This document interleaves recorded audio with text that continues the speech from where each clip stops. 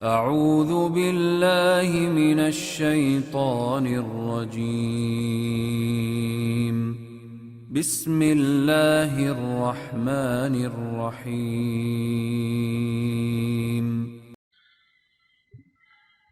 Istri dan kedua anak saya suka mendengar ceramah Ustadz dari YouTube.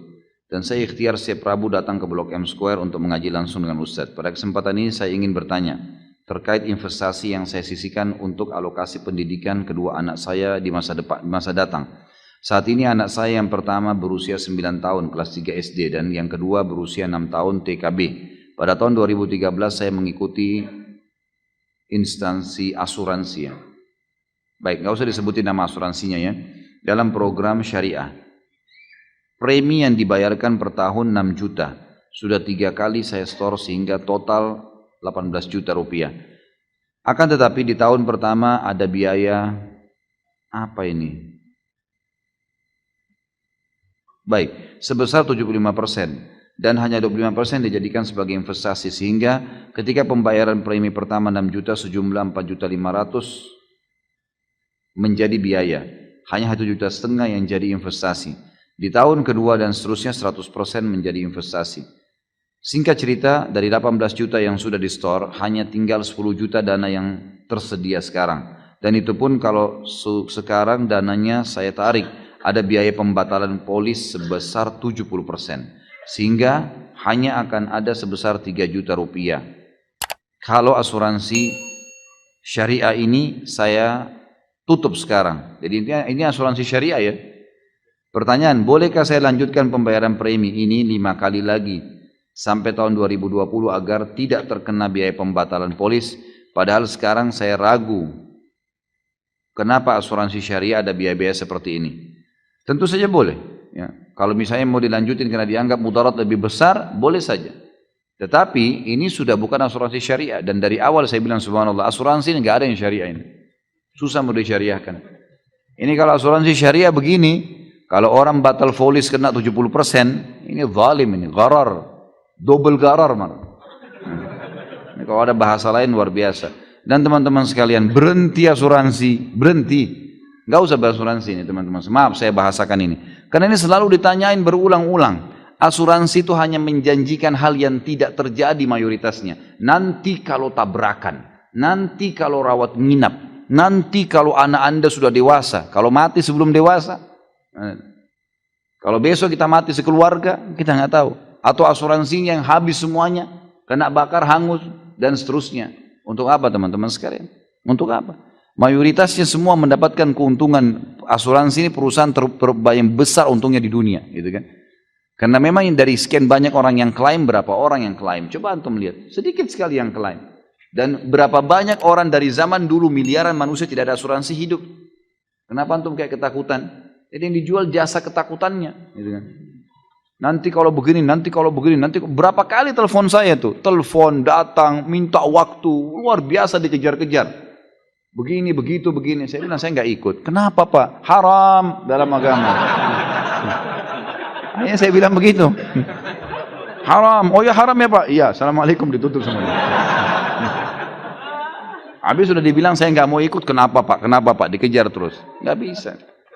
Allahu a'lam. Tentu kalau antum mau, kalau ini penanya ini mau sekalian melepaskan diri sudah aman, ya udah tarik aja. Dapat 3 juta ya sudah, apa boleh buat? Apa urusan dia mau melakukan perbuatan itu? Dan asuransi tidak ada hubungannya dengan investasi teman-teman sekalian. Tidak ada hubungan sama sekali. Apa hubungannya asuransi dengan investasi? Nggak nyambung, secara syar'i nggak nyambung ini. Tidak ada hubungannya asuransi dengan investasi, sama sekali. Kalau mau betul-betul investasi, perusahaan memang investasi, orang investasi lalu dikelola. Tapi kalau dia masuk asuransi dengan jaminan memberikan nanti kalau sakit, nanti kalau anaknya dewasa, nanti kalau begini, kemudian dengan alasan investasi dana nggak nyambung, nggak ada tali penyambungnya, gitu loh. Nggak bisa. Investasi ya investasi, udah selesai. Investasi saja dibuka perusahaan, tidak usah dihubungkan dengan asuransinya, Allah alam. Tapi ini sudah pernah dibahas oleh para ulama. Kalau ada orang sudah terlanjur terlilit KPR riba, atau sudah terlalu terlilit dengan asuransi yang ada ghararnya seperti ini, kalau dia tarik maka lebih merugikan. Bolehkah dia lanjutkan sementara memang itu merupakan kemampuan dia untuk mengambil haknya? Jawabannya boleh. Tapi ingat, Kalau dilanjutkan pun sampai 2010 saudara, 2020 tadi, maka yang antum boleh tarik hanya yang antum store. Ya. Jadi jangan sampai kita lanjut sampai 2020 nih. Ternyata yang kita store misalnya 100 juta. Lalu karena sudah mencapai target tahunnya, kita akan mengambil dari perusahaan, dari asuransi 200 juta. Ini apa alasannya nih? Gitu kan? Nggak bisa. Oh investasi, baik. Bapak pernah lihat nggak investasinya apa? Sektor real bukan? Dia masuk ke judi atau bukan nih? Haram atau enggak investasinya? Tanya, mana? Coba saya mau lihat. Oh sektor real ada perkebunan, di mana perkebunannya? Saya mau lihat coba. Kebanyakan fiktif itu. Kebanyakan, saya tidak katakan yang ini ya. Kebanyakan mereka tidak punya. Saya pernah datang begitu, saya langsung katakan, Pak investasi gini-gini. Baik, di mana investasinya? Saya mau tahu. Oh di Jawa Tengah Pak, di mana Jawa Tengah? Saya mau investasi, tapi saya mau tahu di mana tempatnya. Oh, gini, nggak tahu, nggak jelas gitu. Oh nanti saya tanyakan pada atasan saya. Baik, dari waktu itu sampai sekarang saya nggak pernah ditelepon lagi. Nggak jelas, dia nggak tahu di mana. Jadi kalau antum punya modal begini, subhanallah, punya 6 juta uang, lebih baik dimulai dengan usaha pribadi, mandiri. Coba pelan-pelan, apa yang bisa dijual gitu kan, itu lebih baik. Atau tabung saja buat anak, murni. Setahun 6 juta, alhamdulillah ditabung buat dia 6 juta per tahun. Sudah alhamdulillah sangat bagus gitu kan. Ini sudah tadi saya jawab ya, bagaimana para ustadz akan asuransi yang tadinya diniatkan untuk menyisihkan biaya untuk pendidikan anak masuk SMP atau pesantren. Sudah ada dananya. Boleh ke asuransi ini? Sudah saya jelaskan. Jadi Allah alam saya sarankan benarnya dan jazakallah khair sudah datang di pengajian ini bersama istri dan anak. Mudah-mudahan insya Allah dicatat pahala oleh Allah Subhanahu Wa Taala. Dan saya sarankan pribadi, kalau tanya saran saya maka lepaskan diri dari situ teman-teman sekalian. Semua yang berbau gharar, yang berbau riba, yang berbau zalim, subhanallah pasti membuat dada sesak. Pasti membuat ada sesuatu yang kayak terikat gitu. Sesuatu yang sifatnya halal pasti pelong dada itu. Coba dipraktekin di lapangan. Dan subhanallah kalau saat kita terikat dengan sesuatu akad yang ada hukum minimal syubhanya dalam agama, itu kita kayak sulit untuk mendapatkan jalan keluar, kayak berpikir, kayak ini susah. Ada saya cobaan-cobaan juga datang. Coba keluar dari kemelut itu dan mulai coba dengan usaha apa kayak usaha apa ya. Kalau nggak bisa ya nabung. Ingat teman-teman sekalian, semua anak kita itu hanya titipan. Pernah istri saya bilang sama saya, bagaimana kalau seandainya kita meninggal nih? Anak-anak bagaimana? Saya tanya balik, apa hak kamu kepada anak-anak ini? Apa andil kamu di anak-anak ini? Ada sesuatu? Kau yang lukis alisnya? Kamu yang lukis matanya? Kamu yang berikan dia lidah? Kamu yang kasih dia nyawa? Enggak, baik. Apa andil kamu? Ada penciptanya. Kalau kamu sama saya mati, penciptanya akan mengurusnya. Sebagaimana kamu dan saya sekarang diurus setelah orang tua kita meninggal. Apa yang mesti ditakutin nih? Gitu kan?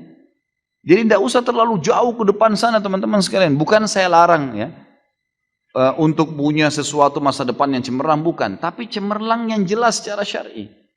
Nabung lebih baik atau investasi di usaha tertentu lebih baik.